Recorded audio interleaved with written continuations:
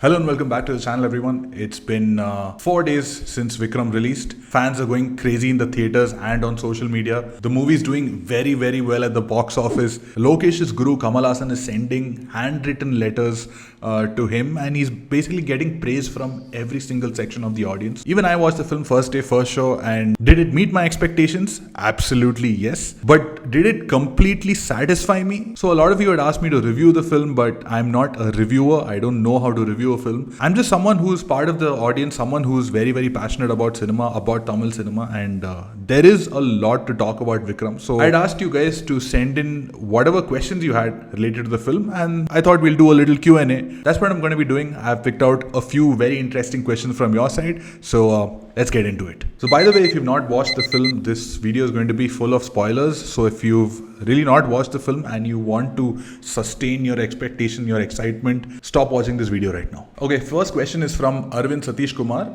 In your tweet about Vikram, you mentioned some parts were undercooked and some were overcooked. Mention and discuss from your POV. Okay, so first let me set the context for you. So this was my tweet about the film. Vikram has all the ingredients of a full meals. While most items are cooked to perfection, packed with flavor and spice, few dishes seem undercooked or overcooked at the same time. The belly is full, but the heart longs for more. So why I'm comparing this to a full meals is that because this film had pretty much everything. It had big stars like Kamal Haasan, Fahadh, Faasil, Vijay, Sethupathi. It had crazy music by Anirudh. And of course, very small but very impactful characters like Agent Dilli. It's got a very, very renowned cinematographer in the form of Girish. And at the end, it had a Suriya cameo. So what else does a film need? Usually when a film has so many elements, it's very, very easy to go wrong. But what Lokesh did, I think, was he did a fairly amazing job of tying everything together. But the point is that the film is just full of so many things. Small references, small items like, the watch Kamal Haasan was wearing. I don't even know what that watch was. Does it measure the punch's impact? Does it measure his heart rate? I don't know. What exactly was code red? What was that climax that so much was built up to? Vijay Sethupath's character, for instance, though his performance I really liked, I really enjoyed, I didn't really know much about the character. There was not much depth to it, and more than anything else, Kamal Haasan's character itself, though it had a lot of mass moments built out for him, I was still seeing Kamal the actor and not Kamal in a character which is usually so strong in any of his other films. And I can understand what Lokesh has tried to do here. He felt that he should give Kamal Haasan's character like a divine, godly presence, not show him during the first half of the film much. Suddenly makes an entry during the interval block, and then he's there during the second half. And the first thing that he does in the second half is, along with the action block, you have a lengthy dialogue portion. And Kamal himself says at the end of the speech, he's like, "Sorry boys, I'm lecturing you." It felt like a slight mismatch. And maybe it worked out for a few people, but for me, it didn't completely work out. I wanted to see more of Kamal. I wanted to see more of Kamal moments in the first half, like actual fleshed out scenes. But what we got was little glimpses that didn't really connect for me by the time he came in the second half. So for me, the number of elements in the narrative, the number of references that were used in the narrative felt a little overcooked. They went a little bit overboard. But at the same time, what was undercooked was Vijay Sethupath's character and mainly Kamal Haasan's character. That's what I felt. That could have been done a lot better. But still, there is so much more to appreciate in the film, and that's why I said the effort really, really shows in every single frame, every single build up to an action set piece. That really shows, and that's why 10 by 10 for the effort for Lokesh and the entire team. Bhavani Shankar asks pretty much something related to the first question. There is something new tried in every Kamal film, but that seems to be missing in Vikram. I agree he went with the director's vision. Are you disappointed that Kamal hasn't experimented something new in this film? Let me know your thoughts. This is exactly what I'm saying. It felt like I was seeing Kamal the actor, but what was new is the number of action set pieces that were given to Kamal in the second half and the way the interval block unfolds with Kamal in the center. Overall, you see that every Kamal film has these solid scenes where he's given scope to perform, like he performs like a beast. Whether you take someone something recent like Papanasam also, you have so many certain situations like that buffalo scene where he just gives a certain look and so much is conveyed. All those mass moments without action, just with the sheer scope of his performance with his eyes, there is so much that he does. Something that was very, very interesting, what they really tried something different, was the way they killed off Kamal's character within the first 10-15 minutes. That was a huge shocker. I don't know if that's been attempted in any other film, at least any other Kamal film. But yeah, overall, I felt we could have had a little bit more of Kamal. We could have had more of his mass moments just using his acting and not with the action. Though it's very, very gratifying to see Kamal with that Browning gun and just shooting, exploding shit up. Tech Monster asks, your thoughts on Loki filmmaking style, his perspective on cinema, what makes him different from other filmmakers, how he's achieved such a cult following, because everyone is a fan of his work and the quality. The thing I love most about Lokesh is that right from his first film, he really fleshes out action set pieces really well. He really knows how to build tension for a scene, even if there's no action. Even if you look at a film like Managaram, there are so many tense moments and it's filled with so many characters, you don't know a single character's name, but still you root for them because of the situation that they're in. So he knows how to build up these situations very well and put characters within that, so it becomes so much more interesting for any viewer to watch. And for any action film, for any action scene to work, there needs to be a lot of tension, which a lot of other filmmakers don't really attempt, or they're not very good at. They feel that an action film needs these many 5-6 action scenes, and you take a big star, put him in that situation, and that's it, done. Audience is going to clap for the slow motion shots and every time he punches 100 people, but Lokesh really pays attention to how his action scenes play out. What is the reason for that action scene to exist? So this is something that he's really good at, and one more thing that he's really good at will be covered in the next couple of questions, right? Quite a few people have asked this. Faizan Mohammed asks, what's your opinion on Lokesh cinematic universe? So I'm a huge fan of anyone who tries to create a cinematic universe, whether it's Tyagarajan Kumar Raja, who just using 2 films, he had so many connections between those characters and so many situations, like whether it's Tarantino also, he's made 9 films and there are certain elements like the Red Apple cigarettes and certain cars, certain characters who are related to each other across different films. I feel a cinematic universe is great for the audience, it's great for business, it's also great for cinema as a whole, and I'll get to each thing, right? As an audience member, as a human being, if I am connected to something, if I really, really like something, and if that is referenced or shown in some other film or something like that, I get this huge dopamine rush, right? You can call it nostalgia, you can call it pattern recognition, I don't know what it is, but in case of a film like Avengers Endgame, when they have that last battle scene and it feels like all hope is lost, but then suddenly the portals start opening and Captain America says, Avengers assemble. Even though I'm not a big superhero fan, even I got goosebumps. That's why in Vikram also, when Karti's character from Kaidi makes an appearance over here, without even showing his face, just his voice from the bathroom, the whole theater erupts. Or when Suriya fans get to see Suriya in a 3-minute cameo, playing a completely badass role, you see the scope of what these films could be, where the story could go. And it takes a lot of effort for any filmmaker to do this without being complacent, without taking the audience for granted, without just using Suriya or any actor just like a money shot just for the sake of it. Lokesh is one of the few people who actually puts that effort into creating this universe for purely for audiences to enjoy, because he has been part of the audience. He's not someone with family connections. He has no industry connections. He was one of us, and now when he gets a chance to make the films that he wants, he's putting that 200% effort into creating that amazing experience for every fan. And obviously this is going to be great for business, because even though I would have preferred that they didn't reveal that Suriya was part of the film, just because they said that Suriya is making a special appearance in the film, so many Suriya fans would have also come for the first day, first show just to witness this event, and leading to even more business than the film would have made initially. And finally, I also feel that it's great for the industry, because at least in Tamil cinema, you don't get to see many multi-starrers. You don't get to see big actors acting with each other, because I don't know for what reason, I'm not going to get into that, but I think it all started with Vikram Vedha. I'm sure there are many other examples also, but with Vikram Vedha you saw Madhavan acting opposite of Vijay Sethupathi, and the film was so good that it kind of broke new ground for the Tamil industry. And now when you have a film which has Kamal Haasan, Fahadh, Faasil, Vijay Sethupathi, Suriya, Karti, so many people who could be possibly part of a single film, maybe Vijay also. It shows that even actors are letting go of their single hero image and they want to contribute to something bigger. Next question is again by Arvind Satish Kumar. Suriya has this lover boy and a charming boy image, even though it was convincing on screen. But do you really think a Kamal Suriya face-off will do good? It was convincing on screen, no? That's what's important. I personally feel Fahadh and Karthi versus Suriya will be lit.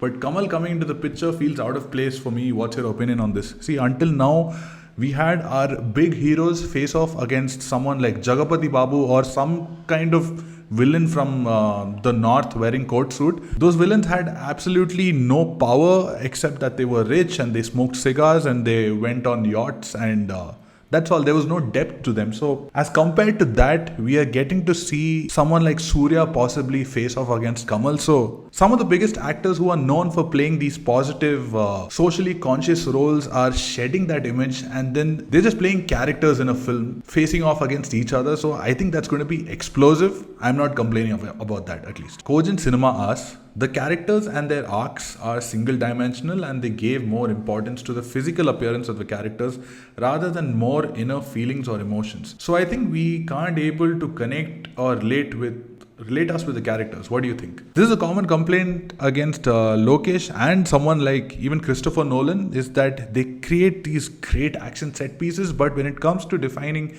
characters and their emotions, it's a little short, but I would disagree with that. There are exceptions to that. For example, I felt very, very strongly connected to the characters in Interstellar. I loved that father-daughter relationship. And same thing with Lokesh's films also. Even in a film like Master, even though Vijay's character is not at all connected to those two children in that jail kind of a place, those two children get killed. And when Vijay sees that and then he discovers that letter which those two children wrote to him, that was like a great emotional moment. I really connected with that. In this film, yeah, the emotional quotient is a little bit less. But I mean, there can only be so much that you can expect in such a big film with so many different elements. And I agree that, like I said before, Kamal's arc and Vijay Sethupathi's arc is a little bit single dimensional. But look at Fahadh Faasil's arc. It is so well written. You know what is his character motivation from the beginning. You know his modus operandi, how he operates with his team. You know the relationship he has with Gayatri, who becomes his wife later. She can't get to know his identity and no one else can get to know about her identity. So the stakes are high on that. So I think that arc is very well defined. It is a little bit uneven. You can't expect every arc to be so clearly defined. We have to wait and watch in the next few films that come out. Tech Monster again asks, how did Loki's Vikram save Tamil cinema? So first of all, newsflash, Tamil cinema does not need any saving. It's doing pretty okay. What Loki's Vikram has done is that it's pushed the envelope in terms of experimentation in a commercial space. I don't think ever before you had so many stars coming together just for the sake of a director and his vision and succeed so beautifully commercially, critically, in every way possible. So this itself, right, it's the biggest actors in the industry coming together for a director, for his vision, for the future scope that he has with his universe. That itself is something absolutely new for Tamil cinema, and the way multi-starrers are going to be made in Tamil cinema after this is going to be completely different. Ashwin Murali Krishnan asks, something which didn't work for me was the emotional angle between Kamal and his grandson, which needed a bit more breathing space for the audiences to feel the stakes, especially during the climax. Yeah, this is what I was saying earlier. Lokesh can do a bit better in terms of writing emotional sequences or the emotional dynamics between the characters. Here, I could connect between the grandfather and the grandson, that emotion. But yes, the climax, I honestly really wish the climax was a lot better. I actually didn't know why exactly that climax was happening. I know overall the story, but why was it happening over there? Why was it staged this way in terms of taking the baby across like that? I felt there was just too much happening and it was a little bit confusing. So yeah, I didn't really care for the emotional stakes. I completely agree. But I really think that it's a step above from Kaidi, like in which a daughter who is completely removed from the action, she is on a parallel track, and Karthi on his mission is on another track, though his real motivation to do the mission is basically to meet his daughter who he hasn't seen ever. I think this was a little bit stronger than that. It was a step up from that, and I feel in the coming movies Lokesh will work on getting this emotional dynamics between characters, between related characters a lot better. Adar Seraladan. Dilli says, 10 வருஷத்துக்கு முன்னாடி ஜெயிலுக்கு போனது தானே sir தெரியும், போறதுக்கு முன்னாடி என்ன பண்ணிட்டு இருந்தேன்னு தெரியாதுல்ல. So what if he's actually Agent Dilli? See, this is the beauty of a cinematic universe. The fact that so many people, so many audience members are writing these different fan theories itself means that people are thinking about this film and all the films that are going to come after this. So I think that's a great victory for any filmmaker. But logically speaking, in Kaidi, Dilli does talk about his past in which he used to be a completely useless person. He used to be drinking all the time, he was on drugs and all. I think he mentioned something like that. And he has this wife or girlfriend that was the love of his life who completely changed him around, and how she gets brutally killed. So I guess his past is a little bit different, but at the same time he could be completely lying to cover his identity because he's Agent Dilli. Anything is possible. Praveen Raghav asks a two-part question. Raghava Lawrence was supposed to do Sandhanam role, but due to date issues, Vijay was roped into it. I felt like he might have also given a dimension and approach to that role if roped in. Yeah, firstly, the thing is that just before this, in the previous Lokesh Kanagaraj movie, Vijay Sethupathi played a villain character who had much more depth. He had an entire backstory to him, and after that, when you see Sandhanam, after Bhavani, when you see Sandhanam's character, you feel obvious comparisons, and this really pales in comparison. There is nothing much to this character at all except that he's a drug lord, nothing more than that. Raghava Lawrence, we've never seen him in a role like this. We've never seen him collaborate with a filmmaker like this, so obviously it would have added a lot more dimension. It would have been definitely a lot more interesting to watch. D. Karthik asks, everything in the movie was predictable, but I enjoyed it a lot. Same here. I didn't think it was very, very predictable, by the way. I didn't see a lot of things coming. Suriya's cameo too leaked before release. If it's not leaked, it would be the best theatrical experience for me in my life. 100%. I totally agree. But I can understand that maybe because of marketing reasons or caused so much more people to come watch the film in the theaters. Finally, he asks, do you think Loki would manage these challenges and will give us a perfect Vikram 2 and Kaidi 2? See, firstly, I don't believe any film is perfect. I don't think any film can be perfect. Whatever looks perfect also, if you see it a few years later, you can see a few flaws in it. So to expect someone to make an absolute perfect film in which so many creative aspects are involved, so many people are involved, is, I think, impossible. What we can really hope for is for Lokesh to write better characters for all the characters, and I'm sure he's going to get better and better with each film, because what he's trying to do is something very, very huge, and it's very natural that there will be certain flaws in it while trying to execute such grand visions. Ramesh Khan says, the acting of Fahadh, Faasil and Vijay Sethupathi and the references in the opening sequences from the Dark Knight trilogy and the option to choose the masked voice like Bane.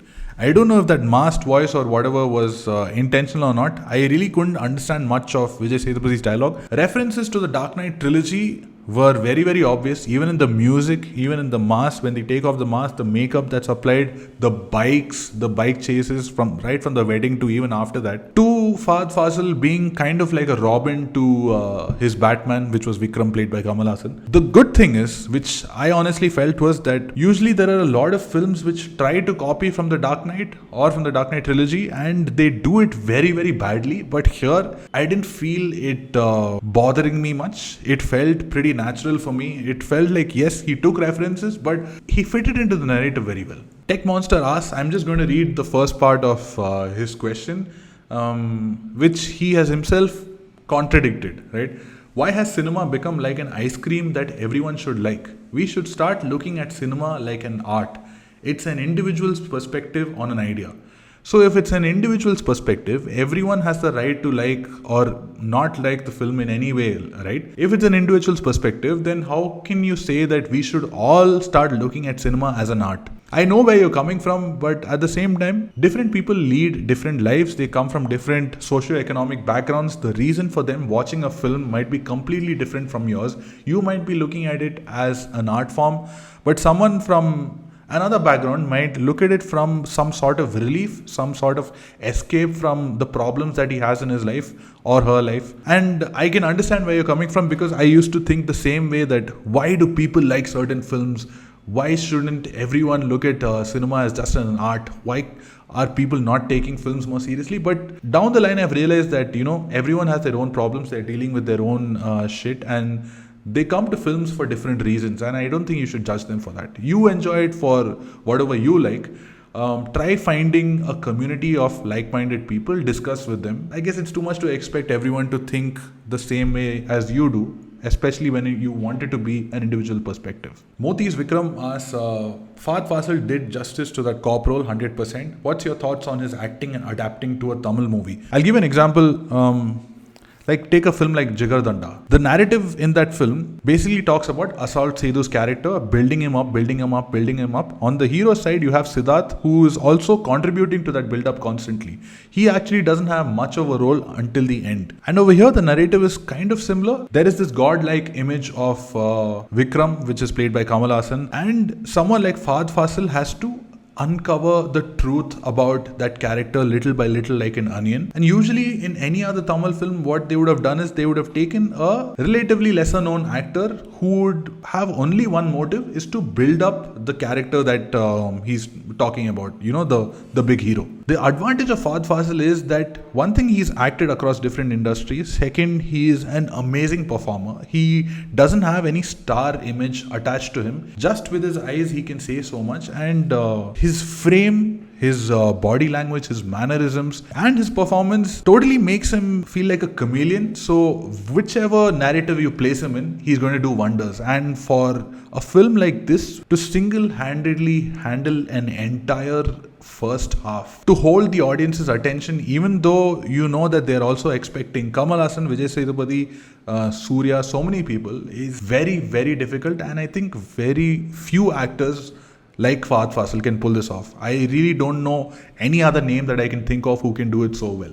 And that's it for today's Q&A. Thank you so much for sending in the question. I'm just really happy for Lokesh, for Kamal Haasan, for everyone associated with the film, and for the industry also. I think this film is going to take Tamil industry to new levels, to new places which we've not attempted before. And I really can't wait to see all of the films that come after this, all of the amazing characters we're going to get to witness. Because at least in the commercial space, Lokesh is one of the most gifted filmmakers that we have. And I think what he's indirectly doing through his filmography itself is that he's inspiring so many young filmmakers, so many young writers to just follow their passion, not give a fuck about industry standards or what anyone else says. Just whatever dream is there in your head, try to make it happen. No matter if you think getting this star to act with this star is not possible, just go ahead, write it, work for it, and see what happens after that. So yeah, I hope along with Lokesh's films, I hope we get to see a lot more dreamers enter this industry and then just give it their 200-500% and make better films. Thank you for watching, and I'll see you next Friday.